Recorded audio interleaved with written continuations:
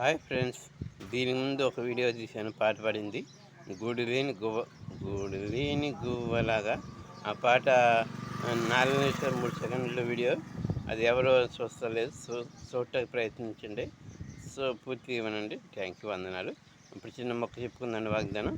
యెషయా గ్రంథం 40వ అధ్యాయం 3వ వచనం, 8వ వచనం అండి. యెషయా 48వ వచనం. గడ్డి వాడిపోవును, గడ్డి ఎండిపోవును, దాని పువ్వులు వాడిపోవును, మన దేవుని వాక్యం నిత్యము నిలుచును.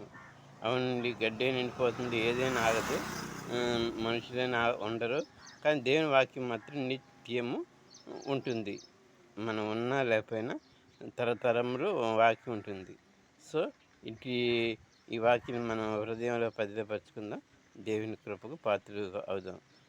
దేవుడు మనందరం దీవించిన కాక. చిన్న ప్రార్థన చేసుకుందాం. హల్లే స్వతంత్ర మరి ప్రస్తుతం మీదే అక్కడ మా పై నుంచి మమ్మల్ని రక్షిత దాఖలు మా ఇంద్రియ తోడి ఉన్నందుకు మరి సుదర్శనం చూసిన వారిని సుదర్శనం స్పేస్ ఎం యూట్యూబ్ చూసిన వారిని సుదర్శనం ఎం స్పేస్ ఎం యూట్యూబ్ చూసిన వారికి కావాలని ప్రతి అవసరాలు తీర్చండి. మీకే గంత మహిమ ప్రతి అవసరం కూడా క్రీస్తు మహిమ ఇస్తుంది చేస్తుంది. నజరేసు అత్యున్నతంలో ఈరోజు ఎవరైతే పెళ్ళిళ్ళు జరుపుకున్నారో, పుట్టినరోజు జరుపుకున్నారో వారికి నూతన దగ్గర సంవత్సరం ఇచ్చినందుకు మరి ఒకసారి అందరూ స్వాతంత్రం తెలుసుకుంటున్నాం తండ్రి.